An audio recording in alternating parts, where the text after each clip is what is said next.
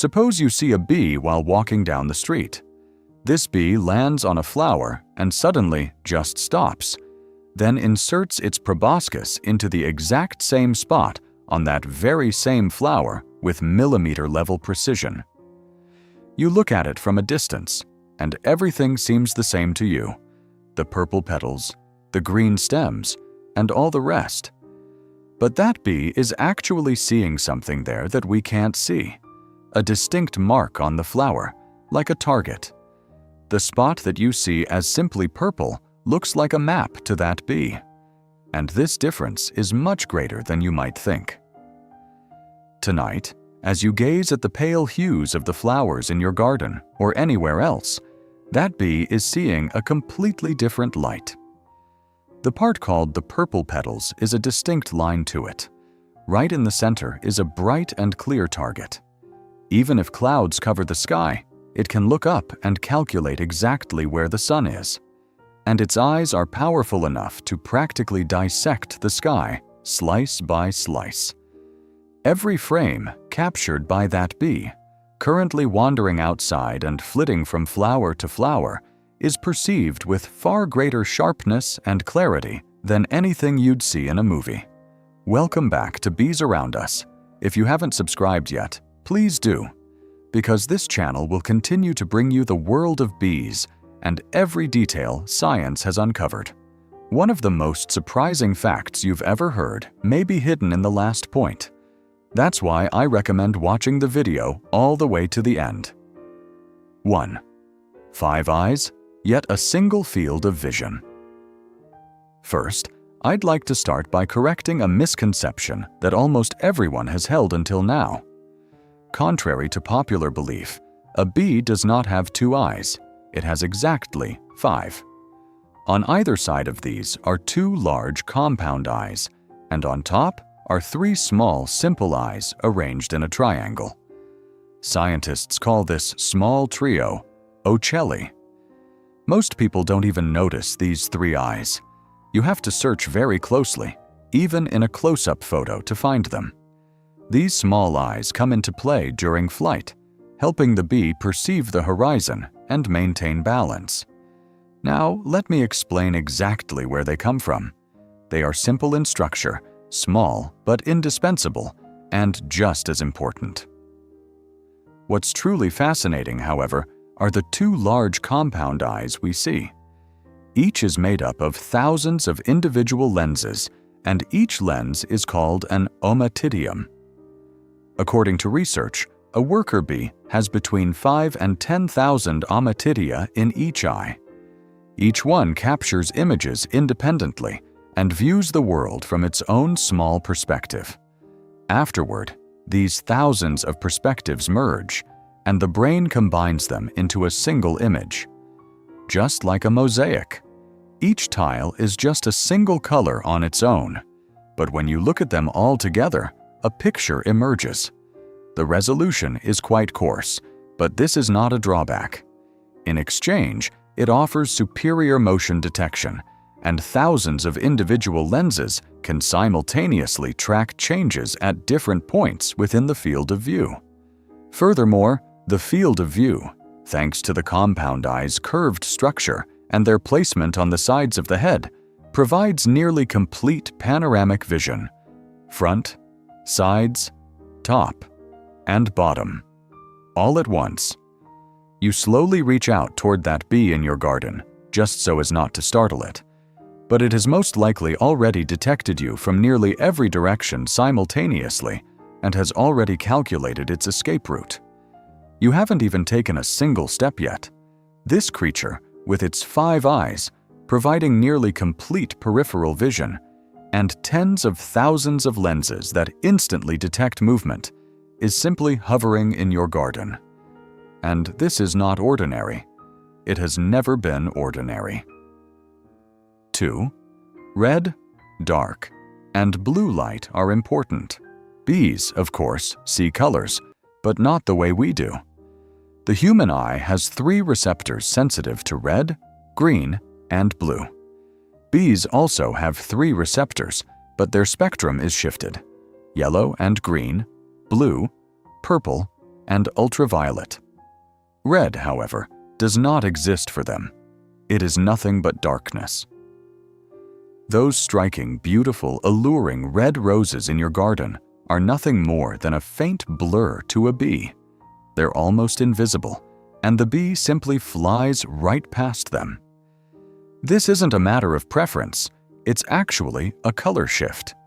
That's why the list of plants that attract bees always consists of yellows, blues, and purples. And of course, this is no coincidence. The real significance of this shift, however, lies elsewhere. Bees can see ultraviolet light, and there is a band within sunlight that is completely invisible to the human eye. The structure of our eye's lenses does not filter these waves through. Our physiology simply does not allow it.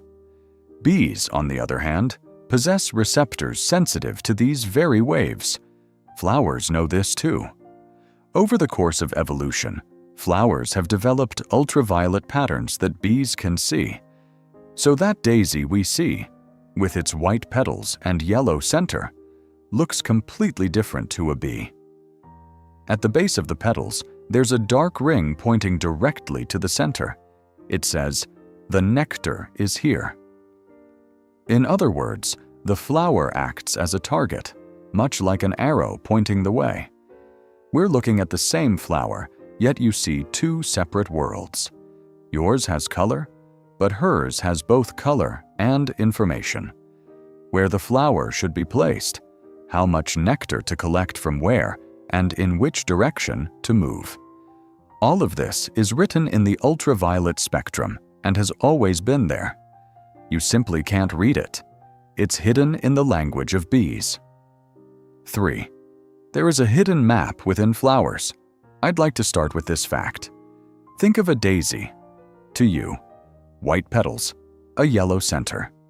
Clean, simple, beautiful. When you view the same daisy with an ultraviolet sensitive camera, a completely different picture emerges. At the base of the petals, there's a dark ring pointing directly to the center, like a target, like an arrow. The nectar is here, the flower seems to say. The bee sees these signs instantly. You've never seen them. I'd also like to point out that scientists call these patterns nectar guides. And these guides aren't just found on daisies. They're present on sunflowers, violets, wild poppies, and dozens of other plants in your garden. Each one has a different pattern, a different direction. Some flowers have lines that narrow toward the center. Some have a glowing spot, and some have parallel bands that resemble a landing strip. They all say the same thing. Land here. Here's the nectar. Here's another fact. Think about it. When a bee arrives at that flower, it doesn't hesitate, it doesn't scout the area, and it doesn't resort to trial and error.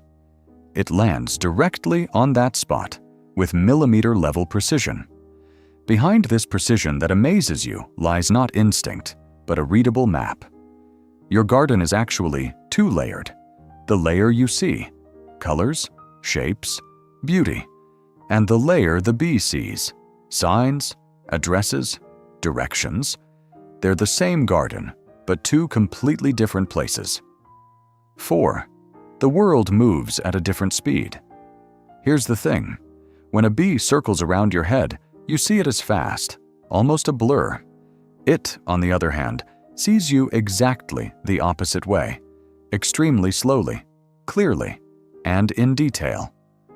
The reason for this is the bee's speed of motion perception. The human eye can process roughly 10 to 25 separate frames per second. Cinema uses this threshold to give us the sensation of fluid motion. Bees, however, process frames at a much higher frequency. According to research, fast-moving insects like birds, flies, and bees do not see fast-moving objects as blurry. They perceive each frame separately. That's why, to them, the movement of your hand is like a scene in slow motion. It's easy to spot, easy to assess, and easy to avoid. As you can imagine, This trait takes on special significance when moving from flower to flower. While a worker bee is collecting nectar, it processes dozens of pieces of data simultaneously: the flower's color, shape, scent intensity, and wind direction. All of this is evaluated in an instant. That's why the time a bee spends on a single flower can be incredibly short. A quick stop, a precise movement, and then on to the next flower. This isn't just efficiency, it's the workings of a highly sensitive sensor system. Now, consider this. Let's put it into concrete terms. You see a movie as a smooth sequence of 24 frames per second. If a bee were to look at the same scene, it would likely see each frame individually, like separate photographs. What appears to you as flowing motion is, for the bee, a series of frozen, momentary images.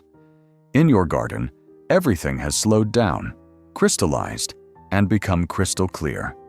And it uses this clarity on every flight, every landing, every departure. You simply say, "A bee is flying." It sees everything. 5. There is an invisible compass in the sky. We've come to one of the most important and valuable points. A bee travels 5 kilometers away from its hive. It's collecting nectar. The sky is covered by clouds. The sun disappears. In this situation, you'd lose your sense of direction. It doesn't. Why? Because the bee doesn't need to see the sun. As light from the sun passes through the atmosphere, it becomes polarized, meaning the direction of the light wave's vibrations changes in a specific pattern. These polarization patterns are different at every point in the sky. The human eye cannot perceive this difference. However, bees have a special region in their eyes that is sensitive to these patterns. Even when clouds block the sun, ultraviolet waves penetrate the clouds, and those patterns are still there. The bee looks up at the sky, reads a map that humans cannot see, and knows exactly where the sun is. Now, the critical point here is this: that alone isn't enough. Because the sun doesn't stay still, it moves throughout the day. The sun, which is in the east in the morning, has shifted to the west by the afternoon. If the bee relied solely on its current position to navigate, it would make a mistake when returning home hours later. But it doesn't, because it has an internal clock. It calculates how far the sun has moved throughout the day and where it will be at any given time. It knows the location of the flower field it found in the morning, even in the afternoon, because the sun will be there at that time, and the bee adjusts its direction accordingly. Also, now put it all together. A creature equipped with 5 eyes, capable of seeing ultraviolet light, reading the hidden maps in flowers, tracking fast movement in slow motion, and possessing an invisible compass in the sky, is flying in your garden. When it leaves the hive, it knows where to go. As it goes, it knows its way. When it returns, it knows how to find its way home. On a cloudy day, 5 kilometers away, all by itself, and you used to call it just a bee. The question was clear from the start. Do bees see the world differently from us? The answer: yes. But it's not a little different. It's fundamentally different. Of course, the lavender in your garden isn't just a purple blotch to her. It's a purple ultraviolet-coded message marking her nectar route. That cloudy day is uncertainty to you. To her, it's a readable polarization map.